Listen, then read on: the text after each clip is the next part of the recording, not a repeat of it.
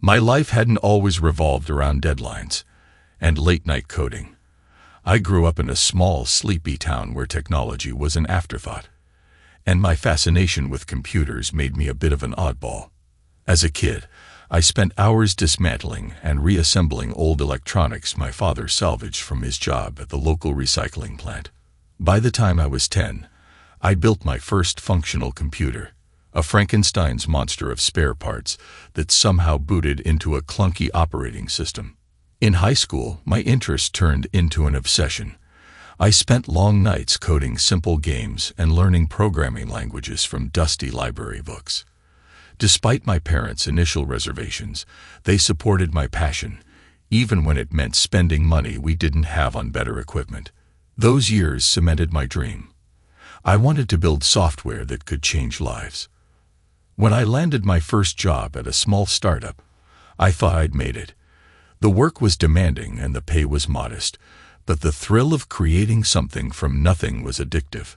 That's where I met Sophie.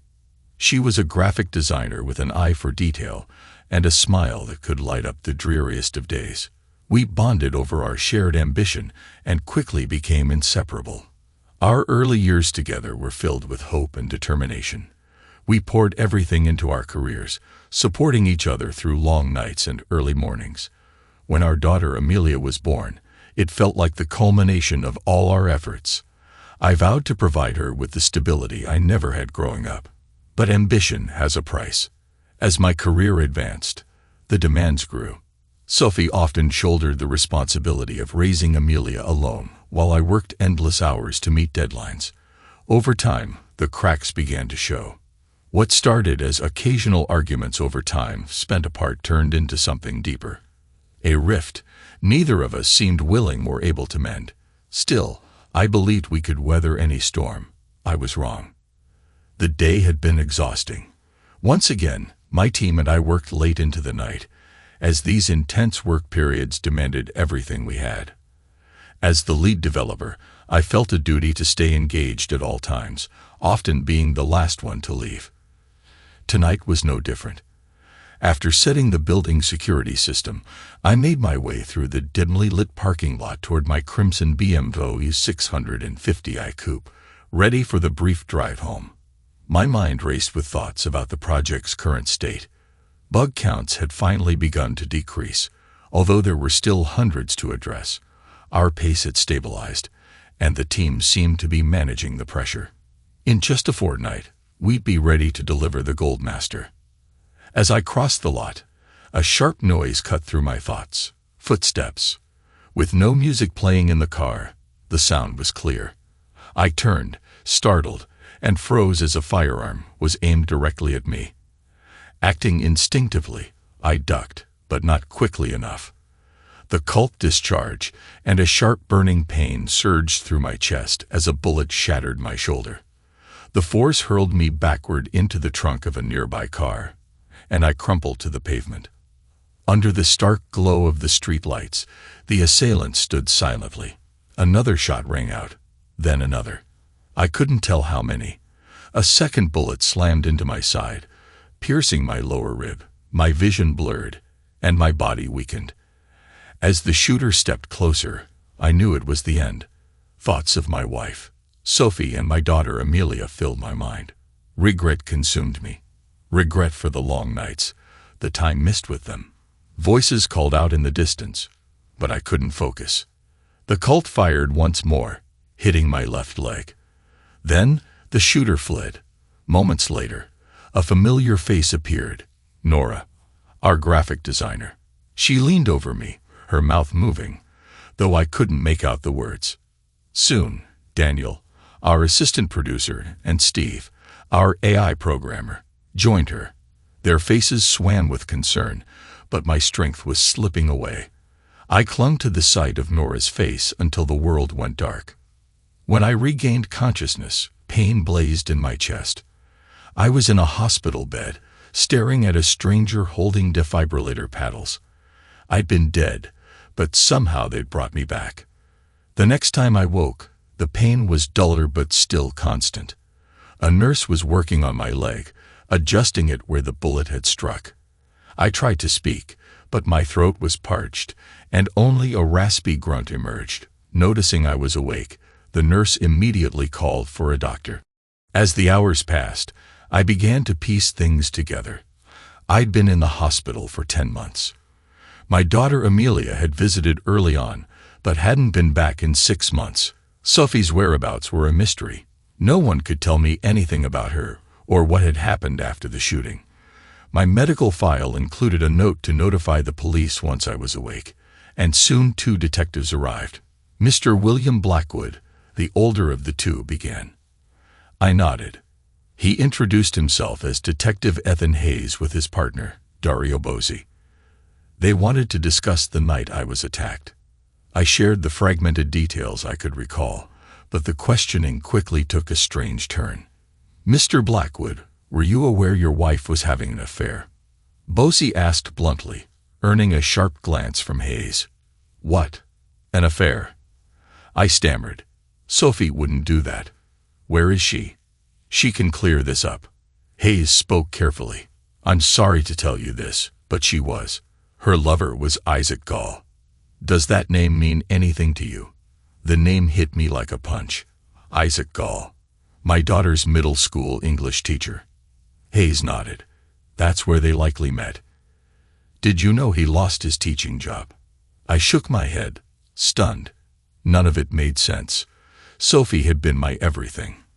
After Amelia was born, we were inseparable. I worked tirelessly to give them a good life. How could this be happening? Hayes continued.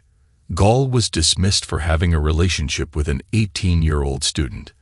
It wasn't illegal, but violated school policies. He struggled to find work after that.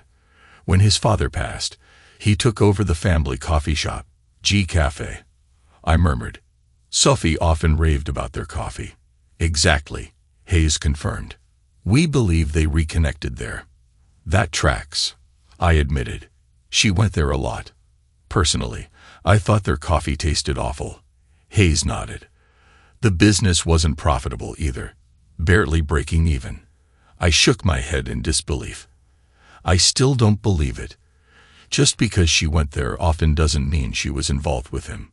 Hayes leaned forward, his expression serious. Let's set that aside for now. Does your house have a security system? Yes, I replied. What kind? He pressed. Basic, I said. Alarms on doors, motion sensors downstairs, and a connection to the alarm company. No cameras. No cameras. Hayes repeated, raising an eyebrow. I shook my head. No, I've never trusted the idea of recordings being stored on some company servers. Too many hacks. Did you install any yourself? Hayes asked, his tone probing. No, I said firmly. The only cameras in the house are my DSLR and the webcams on our laptops. Why? Hayes hesitated before answering. We found a hidden DVR system in your basement, recording weeks of footage before the shooting. My stomach dropped. Who put it there? I demanded, leaning forward. We thought it was you, Hayes said, his eyes narrowing. The recordings suggest otherwise. What was on them? I asked, my voice tight. Evidence of the affair, Hayes said evenly. And proof your wife and her lover planned the attack on you.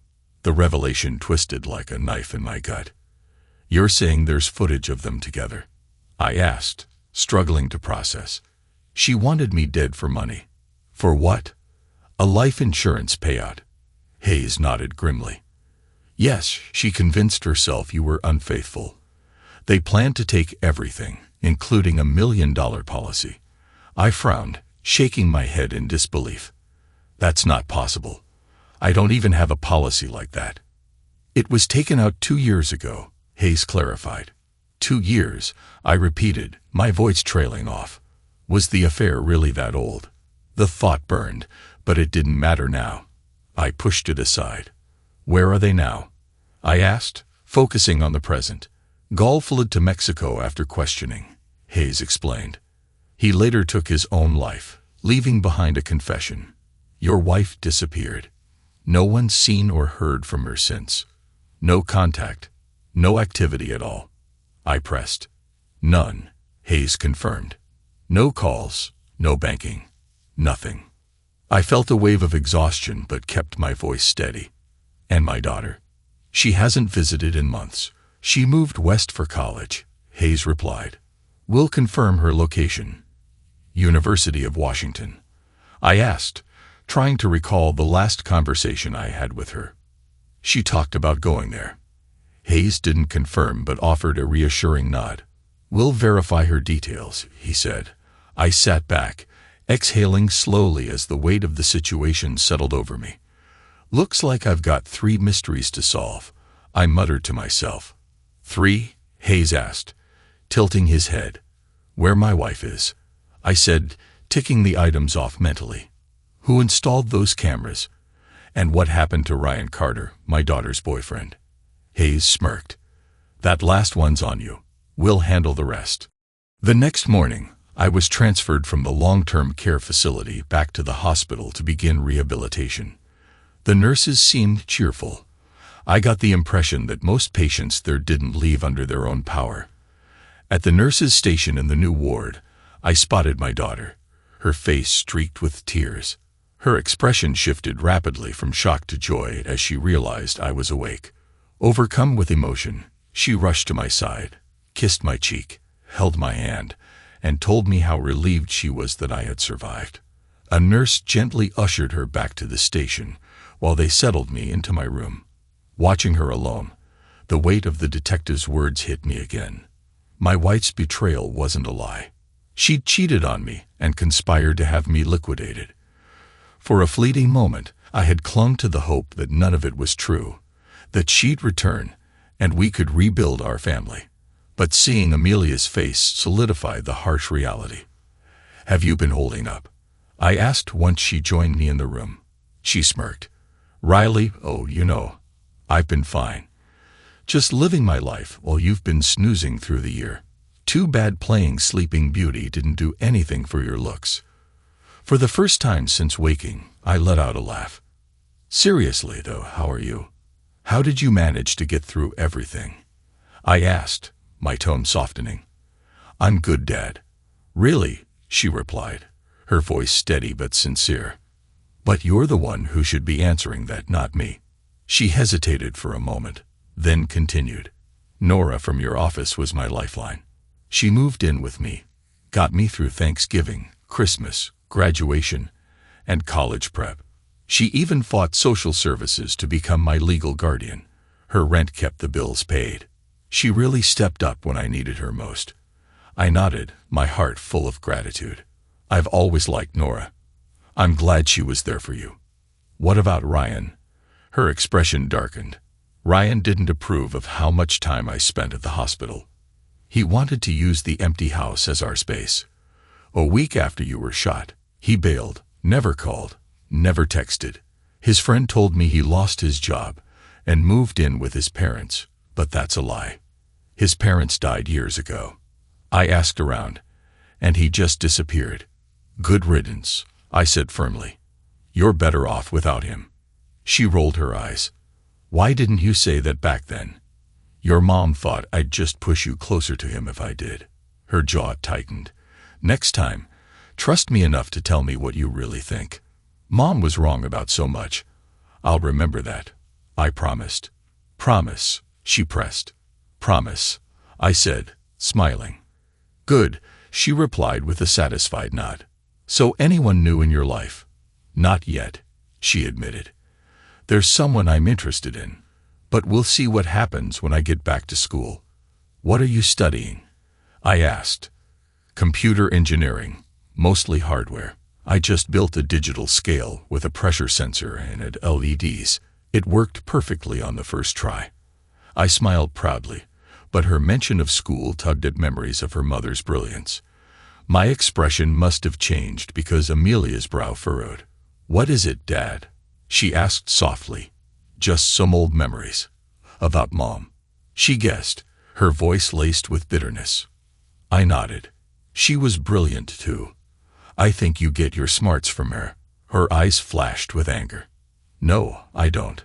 I get them from you. Mom's only good for rotting in hell. I flinched at her words but pressed on. "Amelia, what happened after I got shot? Is all this anger just from finding out what she did?" She folded her arms and looked away. "Her trying to eliminate you is enough, don't you think?" Her voice was sharp, but then it softened as she continued. "But yeah, she changed after the shooting. At first, she was devoted. She stayed at the hospital constantly. She sent me home to shower and change and barely left your side. But after a week when you didn't wake up, she became different." Amelia's voice tightened as she recounted the events. She started dressing up, skipping hospital visits. I'd come by after school and find out she hadn't been there all day. I listened in silence as she continued, her words carrying the weight of painful memories. When the police started asking questions, she got paranoid. She acted like someone was following her. She changed her routines, avoided talking to anyone. Then one morning, she dropped me at school like usual, but when I got home, she wasn't there. I called the hospital, and they said she hadn't visited you. That's when I realized something was really wrong. Amelia paused, taking a deep breath before finishing.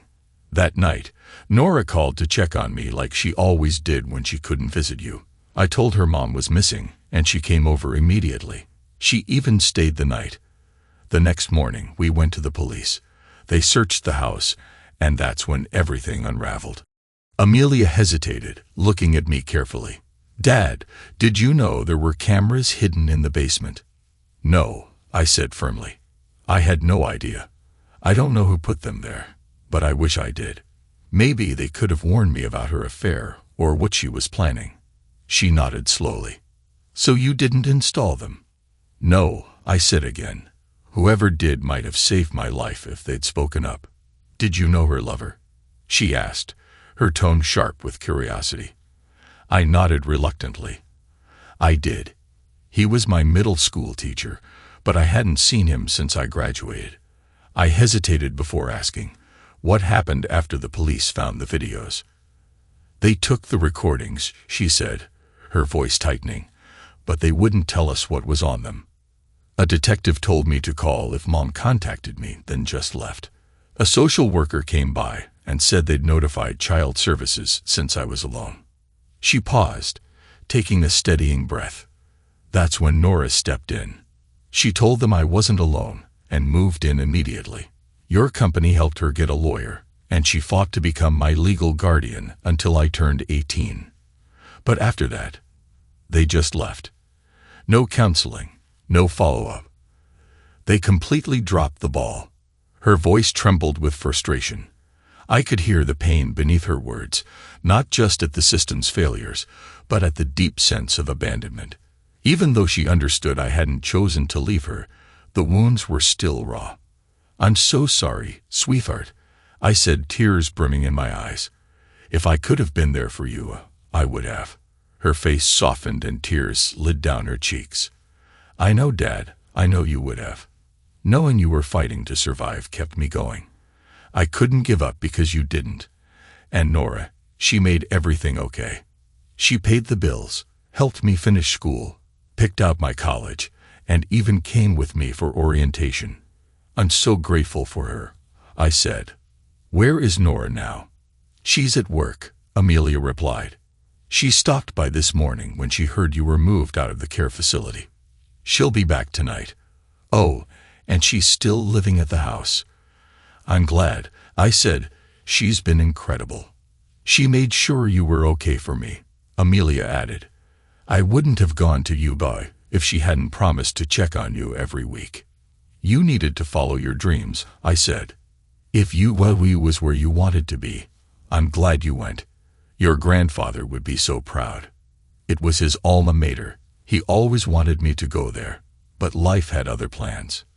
Before she could say anything, a doctor arrived to check on me and approved my start in physical therapy. Once he was done, a nurse pulled Amelia aside, probably to discuss my discharge plan and the kind of help I'd need after leaving the hospital. That left me alone to wrestle with my thoughts. Anger welled up as I thought about my wife's betrayal. She had abandoned Amelia when our daughter needed her the most. Sure, Amelia was technically an adult, but no one should have to face the loss of both parents, one in a coma and the other gone by choice. It wasn't fair. Nora, stepping in, had been a blessing, but Amelia shouldn't have been left to rely on anyone else in the first place. I was still struggling to make sense of it all. The idea that my wife had not only cheated on me, but also plotted my homicide felt like something out of a nightmare. Part of me wanted to see the evidence the police had mentioned, those hidden camera recordings, just to erase any shred of doubt. But I knew deep down that her disappearance was all the proof I needed. Why had she done it? Was it because I wasn't home enough? She had always claimed to understand the demands of my job. We had good times during my breaks between projects. I had even planned to take an extended leave after this one, nearly 2 months off to spend the holidays together. Maybe that was the problem. She knew I'd be home more, making it harder for her to sneak off to see him. Did she actually love him? Or was he just a convenient escape? Perhaps my absence had left a void he was able to fill. Then, with his lack of prospects, they decided to take everything I had built for our family. The problem with that theory was that it didn't align with the woman I thought I knew. Unless she was found, I'd probably never understand why she did it. And even if the authorities tracked her down, there was no guarantee she'd tell me the truth. It was better to focus on the present, on healing and being there for Amelia. Amelia returned after speaking with the nurse, and we shifted to lighter topics. She shared stories about her classes and projects, updates about where her friends had gone to college, and tales of her new friends in Seattle. She described attending Washington Huskies football games and catching Seattle Thunderbirds hockey matches. Her energy was infectious, and for a while, I felt like everything was normal again. Later, Nora arrived with news from the office. She shared gossip about the project we'd been working on before the shooting and updates on the sequel to my last game. Apparently, the new project was facing major challenges. Daniel had left to take a producer role in the Bay Area, and his departure revealed who on the team had been doing the real work all along.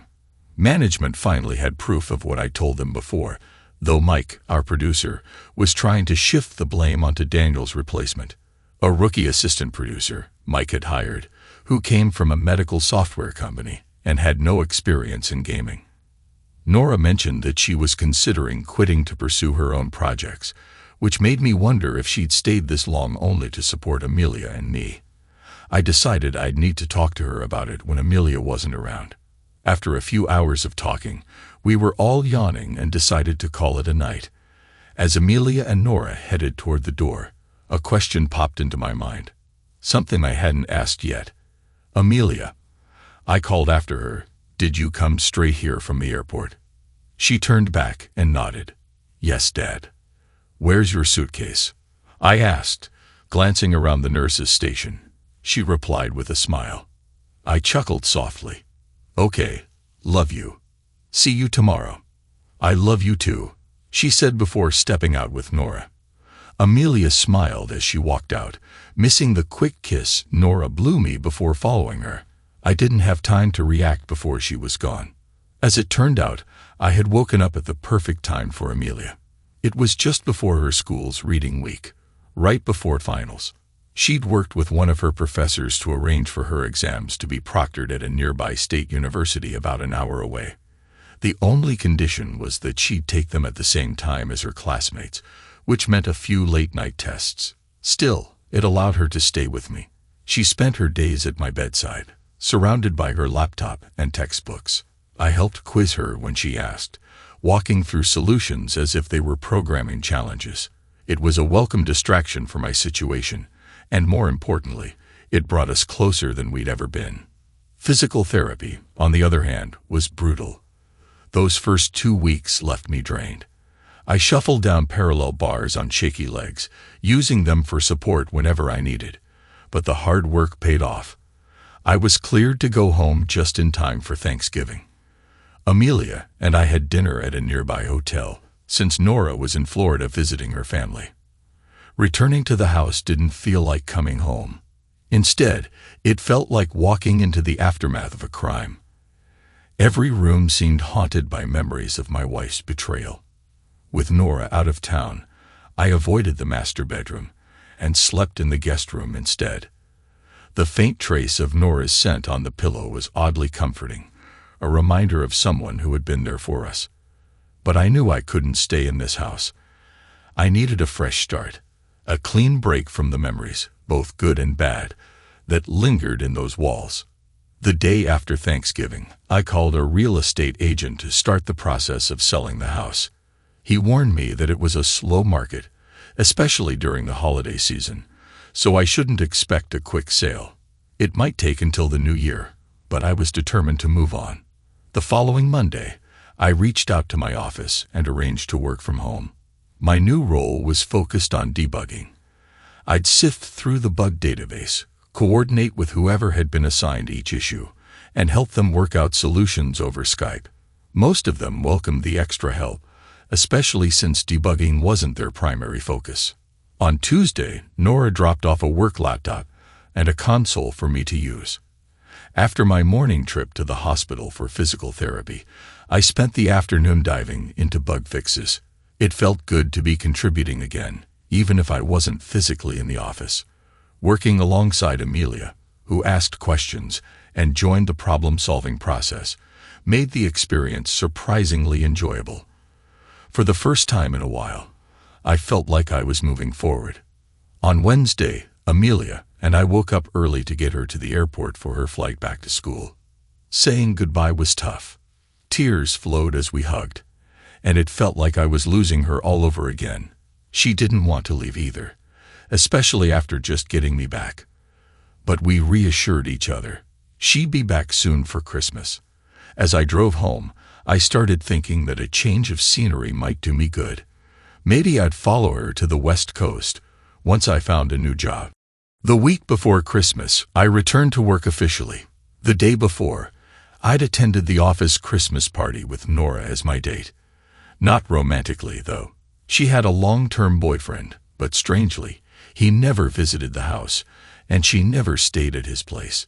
It was something I planned to ask her about someday. Christmas itself was a bright spot. Amelia and I spent it together, just the two of us, and we made the most of it. A few days later, on the 27th, we drove into Philadelphia to watch a Flyers game. It was her gift to me, but it felt like a shared present. We both loved hockey. As the new year rolled in, Amelia returned to school, and Nora came back from Florida after visiting her family. My physical therapy was now down to weekly sessions, giving me more time to focus on moving forward. That same week, the police dropped by with the camera equipment they had confiscated, the storage device and the cameras. They'd cloned the footage for their records, which was all they needed as evidence. They told me the system had been purchased at a Costco in Baltimore, then returned and resold at a discount warehouse for cash. Unfortunately, that's where the trail went cold. Curiosity got the better of me, and I decided to review the footage. Downloading the software proved challenging since the company no longer supported the system, and their updated programs didn't recognize the old hardware. After some digging, I found an older version on an abandonware site. It wasn't perfect. The connection to the hardware would cut out intermittently, but it worked well enough to view the videos. In hindsight, I wished I hadn't watched. The software displayed a timeline at the bottom, with a list of cameras at the top. When footage was available, the interface expanded to show the video feed. If multiple cameras were active, it showed 4 feeds at once, and you could switch between them. I started scrolling through the footage, initially seeing the police combing through the house, room by room, before unplugging the system. Then I rewound to find footage of my wife and her lover. The scene began with Sophie pacing in the living room like a restless animal. The doorbell rang, and she opened the door to let him in. He entered, carrying a child's Spider-Man backpack. From it, he pulled out the Colt, the same Colt he had used to shoot me. The sight of it made my shoulder throb as if I'd been hit all over again. "It's here," he said, showing her the weapon. Sophie was quick to respond. "I don't want him to suffer. Promise me it'll be quick and painless." He chuckled, clearly enjoying himself. "Don't worry, I'm a pro. He won't hear a thing." One shot to the back of the head, and it's over. Enough talking, she said, moving closer to him. You owe me some attention before you go. At that moment, any shred of doubt I'd clung to about her innocence shattered. They kissed passionately, shedding their clothes as they moved from the living room to the sofa. I couldn't watch any longer and fast-forwarded through their encounter, but it only got worse. Later, they were in the shower together, which started innocently but soon turned into something else. Eventually, he left. I checked the timestamps. He had waited outside my office for hours after leaving the house. Sophie, meanwhile, sat calmly in the living room watching TV. Around 11 p.m., Amelia came home and went straight to bed. At 1:30 a.m., I called Sophie to let her know I was on my way home. Shortly after hanging up, she called him to give the green light. I felt physically ill. She had orchestrated my attempted homicide, as casually as ordering takeout, scrubbing through more footage. I confirmed what the police had already told me. It was just him. Still, I couldn't help but notice their pattern of behavior. They had taken great delight in desecrating spaces that were personal to me. The marital bed, my office desk, the basement, and even my car. That last discovery had been particularly hard. Sophie had only used my car once all year to take it for servicing, and apparently, she'd taken the opportunity to have scratches in it. From that moment, I knew I needed to get out of the house and start fresh. I couldn't even bring myself to drive the car in the garage. If I wasn't working or doing rehab, I spent my time packing up her belongings. Clothes, trinkets, and anything else tied to her were boxed up and donated to a local thrift store. That same day, the store manager called to tell me they had found $100 in the pocket of one of her jeans and wanted to return it. I told him to put it in their donation box or give it to another charity. Once I'd purged the house of most of her presents, I contacted a lawyer. The first meeting was disheartening. Since no one knew where Sophie was, I couldn't file for a quick divorce. Instead, I had to start the tedious process of trying to locate her, filing Freedom of Information Act requests, and working through red tape, even though the police were already searching for her. Frustrated, I left the lawyer's office in a fury, venting my anger on some unfortunate inanimate objects before calming down. Thankfully, the lawyer was understanding and let me come back to continue the discussion. I apologized for my outburst and asked him to proceed with the divorce paperwork. I didn't care how long it took. I just wanted this chapter of my life to be over. As summer rolled around, Amelia came home for her break. By then, the house had sold, and I'd secured a new job. I was moving to Redmond, Washington to work for a tech giant, an opportunity that many in the industry jokingly referred to as joining the evil empire or the Borg. I didn't know much about the project I'd be working on, except that the team had contributed to the creation of the Xbox Kinect. My 3 interview trips in the spring had been a silver lining, giving me a chance to visit Amelia while also preparing for a fresh start. Those trips also led me to meet Professor Susan Chicago. Susan, the daughter of a Namibian refugee, had recently accepted a teaching position at the University of Washington and was in town searching for a home. She was moving from Los Angeles, hoping to settle in before the fall semester began. Our paths crossed quite literally when I stepped off an elevator as she tried to step on. After an awkward laugh, she invited me for a drink at the hotel bar. One drink turned into a conversation, which led to a night together in her room. Susan was bold and passionate in ways that made me feel alive again. It was impossible not to compare her energy to Sophie's, whose demeanor with me had been subdued but far more assertive with her lover, as I'd painfully witnessed on the hidden camera footage. That thought brought tears to my eyes. Susan noticed, and instead of pulling away, she comforted me. When I opened up about my past, she listened without judgment. We stayed up talking until dawn, and afterward, we made love again, this time with a closeness that felt deeper than anything I'd experienced in years. We parted ways after breakfast, exchanging contact information. By the time I landed back home, Susan had already sent emails with updates about her house hunting adventures, complete with photos. For the first time in a long while, I felt truly happy. But that happiness didn't last. When I got home, Nora immediately sensed something was different about me. I told her about meeting Susan and how much we clicked. She seemed genuinely happy for me, but then excused herself for a date with her boyfriend. Over the next few weeks, she became increasingly distant. She didn't stay at the house and eventually went to HR at work to hand in her 2 weeks' notice. On her last Saturday in town, she showed up with a U-Haul, packed up her things, and left without much fanfare. Not long after, movers came to pack up my belongings for the move to Seattle. My last night in Pennsylvania was spent at a hotel near the airport. The company had arranged for temporary housing in Redmond, a small apartment near Merrymore Park, while I got settled and decided where to live.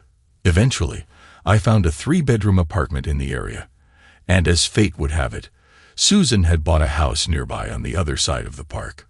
We started dating casually, meeting a few nights a week and playing in a Sunday morning pickup soccer game at the park. Susan was an incredible athlete, easily outmaneuvering most of the guys on the field. She had a mix of experience and speed that left even younger players struggling to keep up. But as time went on, it became clear our relationship wasn't built to last. One evening, Susan confronted me. "You're still holding on to someone else," she said. "I'm over my wife," I replied, though the words felt hollow even to me. The relationship ended in the weeks leading up to my first Christmas on the West Coast. Susan made sure the breakup was definitive. She arranged for me to catch her in bed with one of her students. It was her house, not mine. But I'd started to think of it as ours.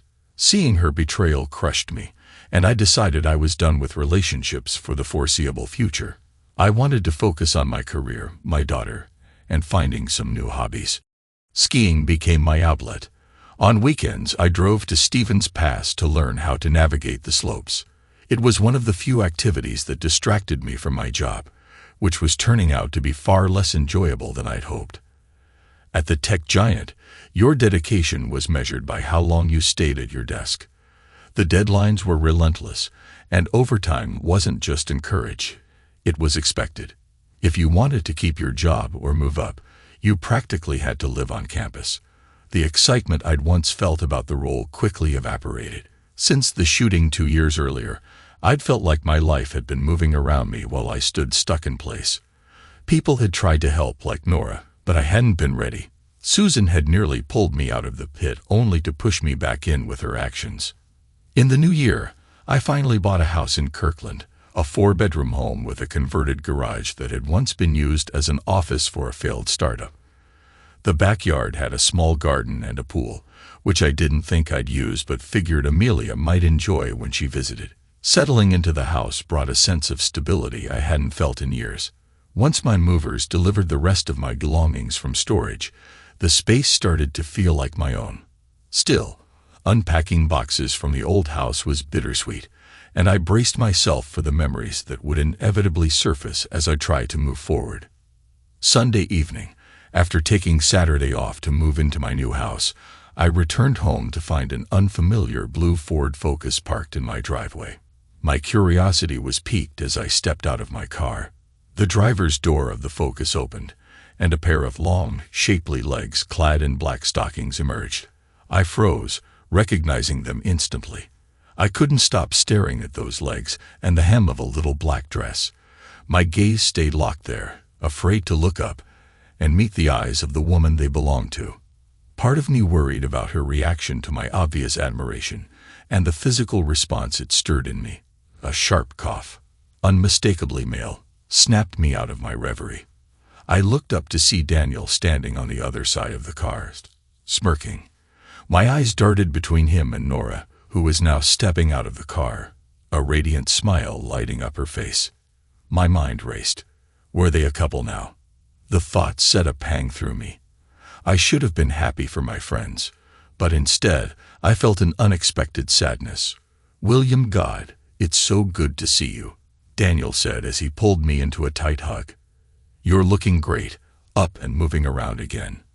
"It's good to see you too," I replied, though my eyes were still glued to Nora. "She missed you too, you know," Daniel whispered, leaning conspiratorially. That broke my trance. I glanced at him and quietly asked, "Are you two together?" He chuckled. "I wish, believe me, I've tried." "What are you boys whispering about?" Nora called out. "Nothing," we answered in unison, like guilty kids. Nora turned to me. "So, how's Susan?" "No idea. We broke up," I said. Her smile widened. "Good. She wasn't the right fit for you." "Well, like my ex-wife, she cheated." At least this time I walked away without any extra holes in me. Nora stepped closer, her eyes sparkling. "You just need to let a woman decide you're right for her, instead of the other way around. Is that so?" "Know any women who might think I'm worth it?" I asked, half joking. Her response was anything but a joke. She moved in, wrapping her arms around me, and kissed me like her life depended on it. Time seemed to freeze as I lost myself in that kiss until we were interrupted by a familiar voice. "It's about time," Amelia shouted, grinning ear to ear. Nora and I broke apart, both breathless, to see Amelia standing a few feet away, her expression filled with delight. Daniel stood next to her, sharing the same amused grin. "What's with the dress?" I asked Nora, trying to steer the conversation back to something less embarrassing. She laughed. "My suitcase got rerouted to Chicago, and some kid threw up on my clothes during the flight. Thankfully, I had this dress in my carry-on. It's from an award show I attended right before heading to the airport. The puked-on clothes are in a bag in the car. I'm debating whether to clean them or give them a proper burial." "Bring them in. I'll clean them for you," I offered. Her smile softened. "William, I need to tell you something before Daniel and I share our other news." "Go ahead," I said, sensing the seriousness in her tone. "I love you," she said, her eyes searching mine. "I've loved you since our first project together, but you were married. Amelia told me to confess after you woke up, but I couldn't. I was too scared. But now, I can't wait any longer. I don't want to lose you." Hearing those words unlocked something in me. "I love you too," I admitted. The moment I said it, I knew it was true. It felt right, like the moment I first saw Amelia as a baby. After that, Daniel explained how he and Nora had reconnected at a gaming award show in Chicago. He had been scouting for talent to build a new team, and Nora, frustrated with her job, was there to network. The two hit it off professionally, and when Amelia told them how miserable I was at work, they decided to pitch the idea of starting a company together. They'd flown in to share the news and invite me to join them. That's how Tribbus Games was born. When I showed them the converted garage in my new house, it was immediately designated as our first office. Daniel and Nora agreed to move in temporarily. The house had 4 bedrooms, one for me, one for Amelia, and one each for them. "I hope you're not offering me a guest room," Nora teased. Confused, I looked at her. "Why not?" Amelia jumped in, saving me. "He just doesn't want to assume you'd want to share the master bedroom with him." Realization dawned, and I turned to Nora. "I'd love to share with you if you think you can handle me." She laughed, playfully punching my arm, then leaned in to whisper in my ear, "Oh, I can handle you. The question is, can you handle me?" I swallowed hard. Everyone else laughed. Daniel left around 10 p.m. to catch a flight back to the Bay Area and begin the process of relocating. As we watched him drive off, I turned to Nora. "What about you? When's your flight?" She smiled mischievously. "I don't have one. I bought a one-way ticket. What about your things?" I asked. "I'll have my parents send them here," she replied with a grin. When we returned to the house, Amelia had turned off the lights and gone to bed. "It's getting late," I said to Nora. "Bedtime. As long as you don't expect to get much sleep," she quipped. In the bedroom, she veered into the bathroom to shower while I tried to distract myself with a book. The title was fitting, Time Enough for Love, but I couldn't focus. My thoughts were on Nora, and for the first time in years, I felt like my life was falling into place. The sound of running water stopped, and moments later, the bathroom door creaked open. Nora stepped out, wrapped in a towel that hugged her curves. She was breathtaking, from her pale blue-painted toes to her flowing strawberry blonde hair. My gaze lingered, drinking in the sight before me. My brain, still reeling, noted that her nails and towel were perfectly color-coordinated. Somehow, this small detail made her even more striking. I pinched myself to snap out of it and discreetly checked to ensure I wasn't openly drooling. Thankfully, I wasn't, but my dumbstruck expression gave me away. Nora smirked, her eyes twinkling with amusement before letting out a full, melodious laugh. "Go take a shower," she teased. "Maybe it'll help clear your head." I nodded mutely, climbing off the bed with all the grace of a baby giraffe. My heel caught on a book I didn't remember dropping, causing me to stumble. As I passed her on my way to the bathroom, her scent, my soap and shampoo, wrapped around me. The simple act of her using my things felt intimate, grounding me in the moment. On impulse, I leaned in and pressed a gentle kiss to her neck, pouring all the affection I could into that small gesture. She melted against the doorframe, releasing a soft groan as I whispered, "Looks like I'm not the only one overwhelmed now."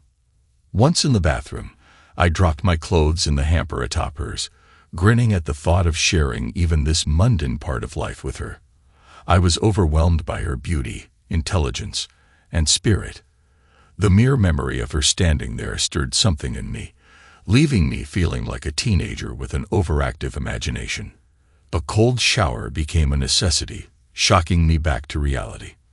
When I returned to the bedroom, towel dried and refreshed, Nora greeted me with a kiss, warm and inviting. She took my hand and guided me to the bed, where she wrapped her arms around me and rested her head against my chest. We stood there quietly, savoring the closeness. The moment was so pure and comforting that for the first time in years, I felt completely at home. More than that, I felt whole. This felt right in a way my past never had. We tumbled onto the bed, our kisses deepening as we explored each other, learning each curve and contour. It was intoxicating. The way she tasted, the way her skin felt, the sounds she made. I focused entirely on her, and in return, she gave herself fully to me. As the intensity of our connection grew, she let out a gasp of joy, her emotions spilling over. "I've never felt like this," she said, her voice trembling with wonder. "It's overwhelming, but in the best way. You've opened my eyes to something new too," I told her, grinning. "This connection, it's unlike anything I've ever known." She laughed softly, pulling me closer. "Come here," she whispered, her words filled with warmth and affection. The night unfolded in a perfect rhythm of love and passion. Every touch, every kiss, every look conveyed emotions words couldn't express. The world outside seemed to fade until only we remained, caught in a timeless moment of shared closeness and trust. At the height of our connection, as we both reached a crescendo of shared intensity, Nora let out a triumphant cry that mirrored my own. It was a moment of pure harmony, leaving us breathless and exhilarated.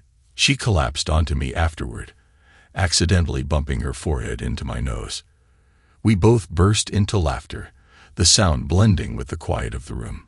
The air was filled with the scent of our shared passion as we lay tangled together, our heartbeats sinking, our bodies slick with sweat. Slowly, our breathing steadied, and we drifted into a deep, peaceful sleep. When I woke the next morning, Nora was still curled up against me, her face radiant with happiness, her deep blue eyes sparkling with mischief as she teased, "Round two." "As much as I'd love to," I replied, laughing. "I need to take care of something first." She giggled and slid off me, allowing me to get up and take care of business. When I returned, we made love again, this time slow, tender, and filled with quiet intensity. Afterward, we shared a shower, laughing and stealing kisses, before heading to the kitchen to join Amelia for breakfast. "He didn't eliminate you then," Amelia teased as we sat down. In an exaggerated whisper, she asked Nora, "So, was it everything you hoped for?" Nora grinned, kissing Amelia on the cheek before leaning in to whisper something. Whatever it was, it made Amelia beam with delight, leaving me feeling smug and grateful all at once. The rest of the day was a whirlwind. Nora began clearing out the garage to prepare it for Tribbus games, the company she, Daniel, and I were building together. Meanwhile, I went to the office to hand in my resignation. HR escorted me to my desk to collect my personal belongings, a single photo of Amelia, before walking me out. As I drove home, a weight lifted from my shoulders. For the first time in a long while, I felt a sense of freedom and purpose. When I returned, I found Nora still hard at work in the garage, her determination only deepening my affection for her. Together, we were building a future, one that finally felt like it was mine. Later that week, the movers delivered the items I placed in storage. We arranged the furniture in the proper rooms and stacked the boxes in the spare bedroom, which had originally been intended for Nora, except for those labeled as Amelia's, which we took directly to her room. A couple of weekends later, Amelia approached me, holding one of her old laptops. "Dad, I can't access this computer anymore. Can you help me get into it?" she asked. "Why on earth would you want to?" I replied, turning away from the whiteboard Nora and I had been using. By whiteboard, I meant the entire garage wall, which we had covered with special wallpaper to make it writable.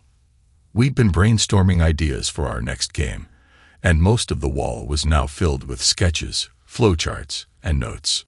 "I haven't used this laptop since before you got hurt," she explained. "It might have something interesting on it." "All right, let's take a look," I said, moving to my desk. After rummaging through a drawer, I found a green USB drive. Plugging it into the laptop's port, we rebooted the system. When Windows started as usual, I shut it down and entered the BIOS settings, changing the boot order to prioritize the USB drive. Using the recovery software, I accessed the system.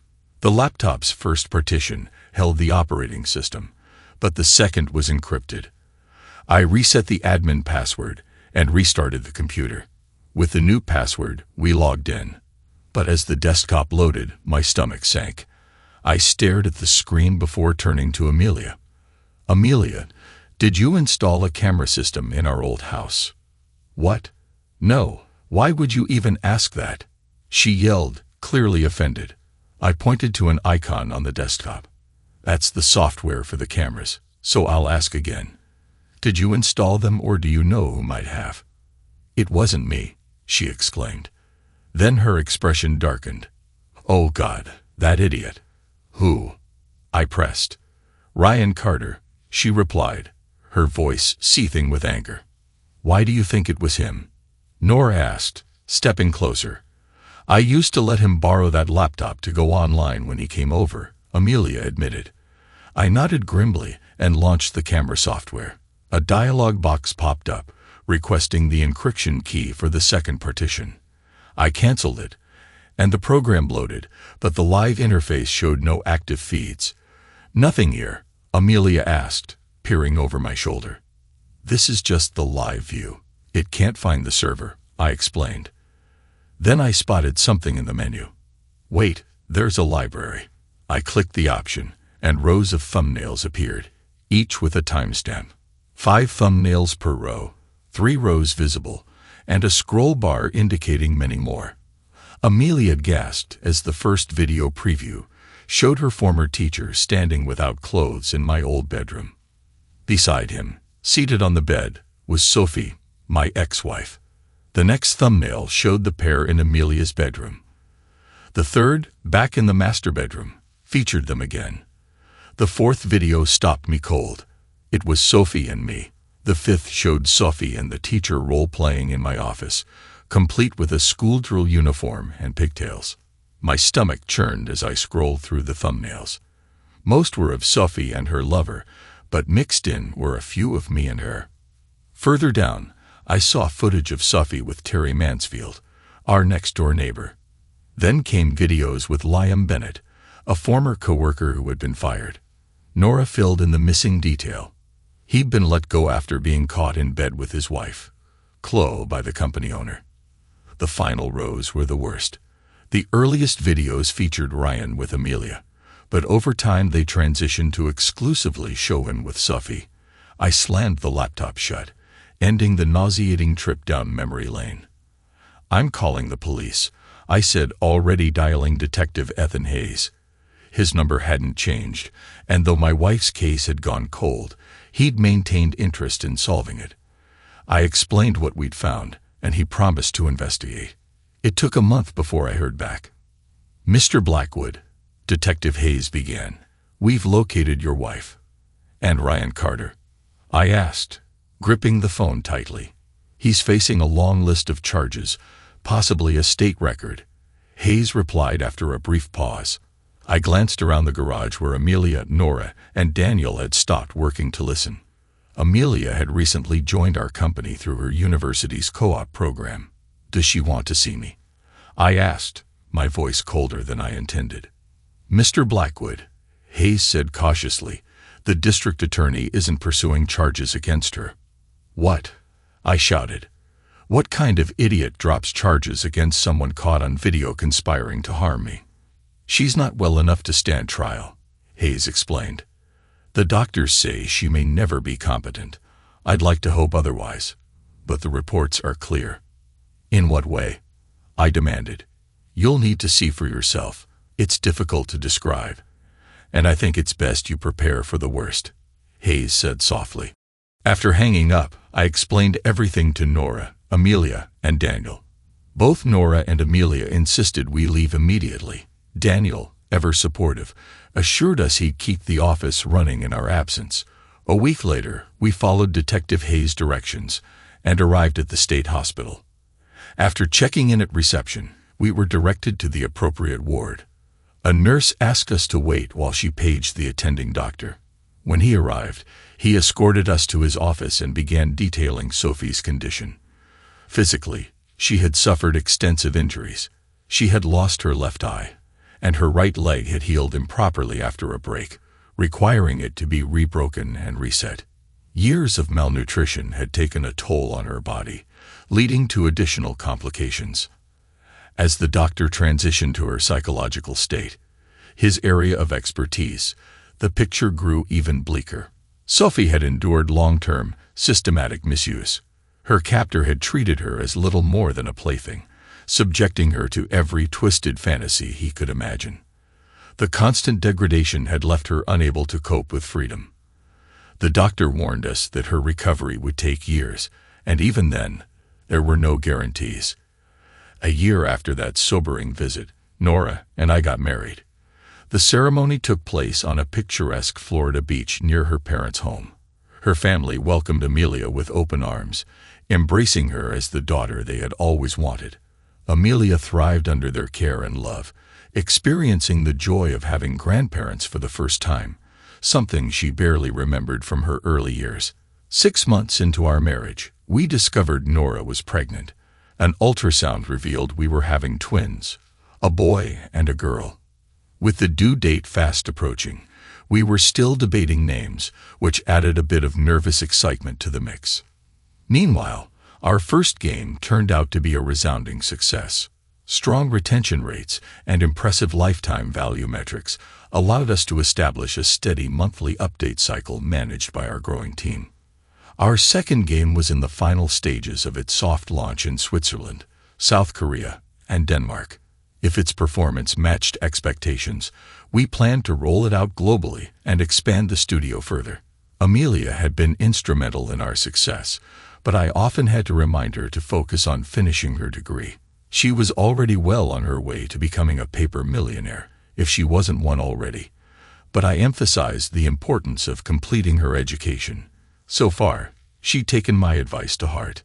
Sophie now lives next door. Amelia insisted on being involved in her care, and I couldn't refuse. She's Sophie's only remaining family. With Amelia's help, Sophie has made steady progress. Most days, we can encourage her to stay dressed and maintain some semblance of routine, though she isn't ready to venture out in public yet. We've partnered with the University of Washington to provide Sophie with ongoing treatment. In exchange, I teach a game development class at the university. It's been a win-win for everyone involved. Sophie receives expert care, and I have the opportunity to mentor and scout potential talent for our studio's future. Life has been challenging, but it's also filled with unexpected blessings. Nora, Amelia, and our growing family have brought me a sense of peace I never thought I'd find. Thanks to everyone who took the time to listen to today's stories. If you enjoyed it, please consider liking and subscribing if you haven't already. Feel free to share your thoughts on the events in the comments below. Take care.